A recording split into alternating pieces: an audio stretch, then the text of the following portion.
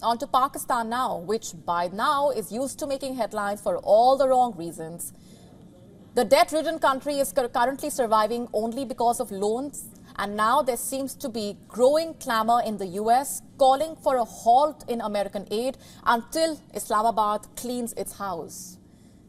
You see, a group of 11 US lawmakers penned a letter to the US Secretary of State, Antony Blinken, and in that letter they have urged the Biden administration to stop aid to Pakistan.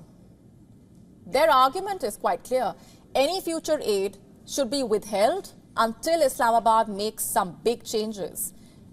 These measures, as outlined in the letter, revolve around, number one, improving its human rights standards. Number two, reversal of the stringent changes made to blasphemy laws.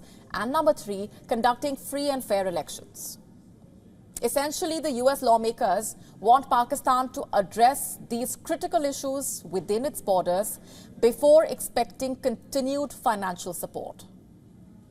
They have called for a restoration of the constitutional order. Not just that, the US lawmakers, which includes Congresswoman Ilhan Omar, have asked the US State Department to prove if any of the US origin security assistance to Pakistan was used to facilitate human rights violations in Pakistan.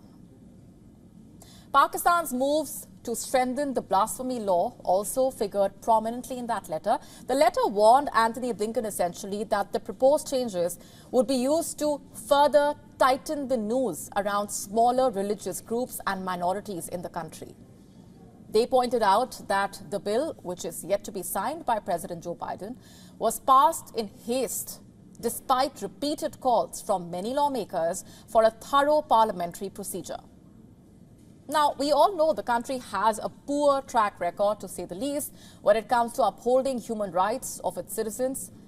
In Pakistan, blasphemy is a sensitive issue. Even unproven allegations can incite violence by mobs.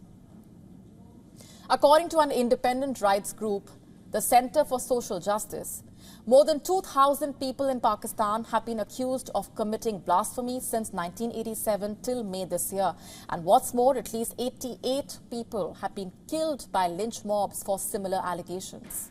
The US lawmakers pointed out in their letter how on the 16th of August, 8 days after the bill was passed in Pakistan's parliament, a mob desecrated churches and set fire to homes of Christians in Jaranwala. They also talked about the protests against this bill in Pakistan, including by the Shia community in Gilgit-Baltistan province.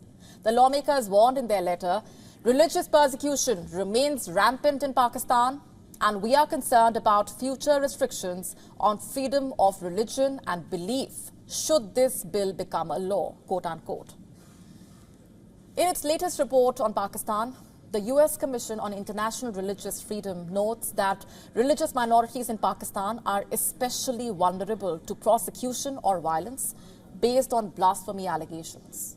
It notes how blasphemy cases have remained a substantial threat to freedom in the country. The US lawmakers stressed on Pakistan's need to address issues like the restrictions on freedom of expression, speech, religion. They expressed concern about enforced disappearances, about military courts, and the harassment and arrest of political opponents, as well as human rights defenders. They mentioned the case of a prominent Pakistani human rights lawyer, Iman Mazari, who was taken from her home at 3 a.m. in August without an arrest warrant. Why? Well, she spoke at a rally against Pakistan's enforced disappearances.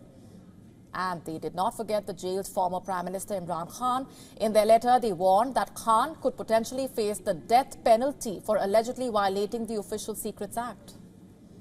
Here I must mention that the lawmakers made a note of the close ties that Washington and Islamabad share. Hence, the 11 lawmakers had suggestions for the way forward as well. They urged the US Embassy in Islamabad to send observers to hearing as well as other legal proceedings of human rights defenders and political dissidents. They also offered to work with Antony Blinken so that they can promote human rights, democracy, stability in Pakistan. It remains unclear whether the US State Department responded or if it will impact the dynamics of the US-Pakistan ties. Meanwhile, in Washington, the focus on human rights violations has been a high priority, but the U.S. State Department has consistently been careful while commenting on the political turmoil that Pakistan is facing. Earlier this year, the U.S. State Department's annual report on human rights also pointed out the problem with Pakistan. From extrajudicial killings to arrests to enforced disappearances at the hands of government forces, the U.S. government is more than aware of what's going on in Pakistan. If anything, this letter from the 11 lawmakers to the Biden administration is yet another incident in which the mirror has been shown to Pakistan. A reality check for Islamabad, if you will. But will Pakistan listen? And instead of relying so heavily on external aid, will it fix its house? Well, going by its track record, there seems to be no reason here for optimism.